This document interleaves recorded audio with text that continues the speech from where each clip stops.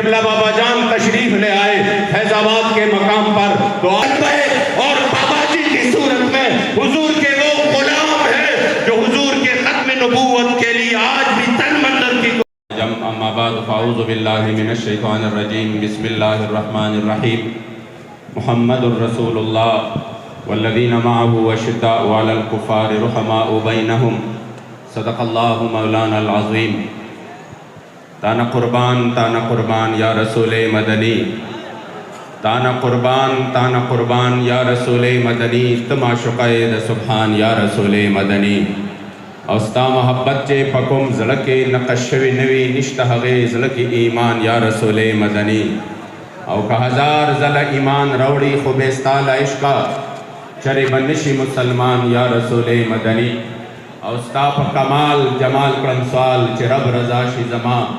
محمد امین ستان عطفان یا رسول مدنی۔ اور ہم سوئے حشر چلیں گے شاہ ابرار کے ساتھ،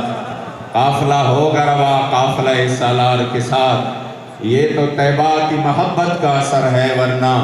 کون روتا ہے لپٹ کر در و دیوار کے ساتھ۔ اور اے مظہر ہم بھی سنیں گے کوئی نعت رنگی گر ملاقات ہوئی شاعر دربار کے ساتھ۔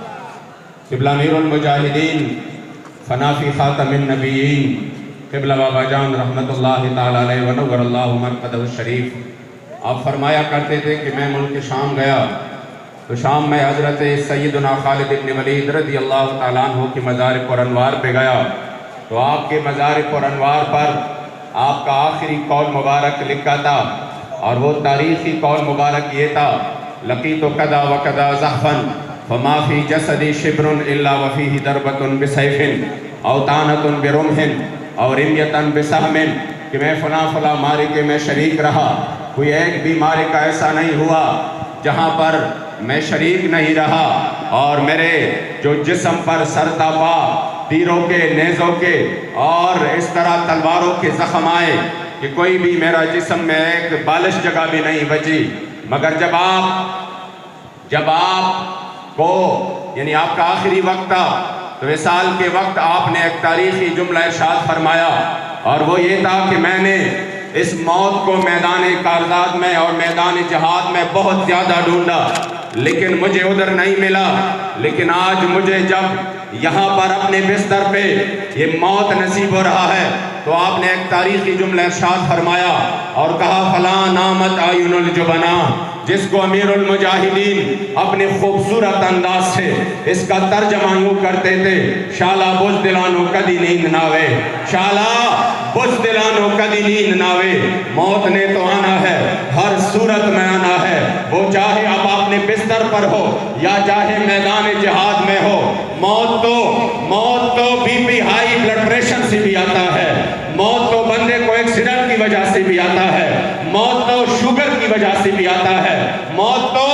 بیماری کی اور حادثے کی صورت میں بھی آ سکتا ہے، لیکن بخدا اس موت کا تو مزہ ہی جدا ہے کہ جب 103 اور 104 بخار ہو، جس مرض میں وہ مرض وصال بن جائے۔ بخدا مجھے یاد ہے، میں بھی آج بھی وہ منظر مجھے اس طرح سامنے ہے جس طرح آپ لوگ بیٹھے ہیں کہ جب امیر المجاہدین فنا فی خاتم النبیین قبلہ بابا جان تشریف لے آئے فیض آباد کے مقام پر تو آپ کا خوبصورت چہرہ مبارک متغیر تھا۔ میں نے کہا: حضور ایسا لگ رہا ہے کہ آپ کو بہت تکلیف ہے۔ بابا جان نے اپنا ہاتھ مبارک آگے کر دیا، فرمایا: ہاں مجھے اب بھی بہت زیادہ بخار ہے، انتہائی شدید تکلیف ہے اور انتہائی شدید بخار ہے۔ میں نے کہا: حضور پھر آپ کیوں تشریف لے آئے؟ آپ کے اولاد، آپ کے روحانی اولاد مر مٹنے کے لیے یہاں پر موجود ہے، تو آپ کو اتنی تکلیف ہے، پھر کیوں آئے؟ آپ یاد رکھیے، ہمیں جس نے ناموس رسالت کا سبق سکھایا یہ اس مرد کلندر کی اسی وقت کی بے عین ہی الفاظ ہے جو میں آپ کے سامنے نقل کرتا ہوں۔ مجھے کہا: کیا بات کرتے ہو امینی صاحب، یہ جان تو ہے ہی رسول اللہ کے لیے۔ اور پھر اسی حالت میں جب آپ نے حضور کی عزت پر پہرا دیا اور اپنی اس بیماری میں، اس تکلیف میں، اس مرض میں جو پھر وہ مرض الوصال بھی بن گیا، آپ یقین کریں سال میں دنیا سے چلے گئے کہ اپنے آخری ایام میں بھی پوری دنیا کو یہ پیغام دیا، بھلے آپ جتنے بھی انویسٹمنٹ کر لیں، آپ قادیانیت کو جتنی بھی پروموٹ کر لیں، لیکن اس مرد کلندر نے پھر سے وہ پیغام دیا کہ 1450 سال بعد بھی چیف جسٹس کہتا ہے یہ فیض آباد والے کیوں آ گئے؟ وہ معاملات تو ختم ہو گئے۔ وہ جب انہوں نے اسٹرائک کیا، احتجاج کیا، تو وہ جو ختم نبوت حلف نامے میں ترمیم ہوئی تھی وہ تو ختم ہو گئی، پھر کیوں آئے؟ میں نے کہا واہ واہ، اتنے بڑے عہدے پہ بیٹھ کر تمہیں یہ بھی نہیں معلوم کہ جب چور چوری کرتا ہے اور جب ریکوری ہو جاتی ہے تو پھر قوم نے یہ نہیں جانا کہ چور کون ہے۔ یہاں پر تو ختم نبوت پر تاریخ کے سب سے بڑا ڈاکہ ڈالا گیا تھا۔ بابا جی فرما رہے تھے چور کون ہے، تاکہ ہم قوم کو دکھائیں کہ انہوں نے ختم نبوت پر حملہ کیا۔ یقین کرے 1450 سال بعد بھی پورے عالم کفر کو اور اس کے گماشتوں کو بتایا کہ آج بھی 1450 سال بعد پاکستان میں تحریک لبیک اور بابا جی کی صورت میں حضور کے وہ غلام ہیں جو حضور کے ختم نبوت کے لیے آج بھی تن منظر کی قربانی دے رہے ہیں۔ لبیک یا رسول اللہ، لبیک لبیک لبیک یا رسول اللہ، لبیک لبیک لبیک یا مختصر ہے، بس میں صرف چونکہ جو وقت ہے وہ مجھے اجازت باقی نہیں دیتا۔ ہم نے بابا جی کے ہاتھ مبارک پر بیعت کیا اور پھر بابا جی کے جنازے پر اپنے امیر عظیمت، امیر محترم، ہمارے دلوں کی دھڑکن، حضرت قبلہ قائد ملت اسلامیہ حضرت قبلہ صاحب حسین رضوی حفظہ اللہ، آپ کے ہاتھ پر تجدید عہد وفا کی کہ ہم نے جو لبیک کا نعرہ لگایا ہے، جس کا معنی علماء نے لکھا وَلِبُّ لَكَ الْبَابَيْنِ، اور پھر شرح جامی نے جس کا معنی لکھا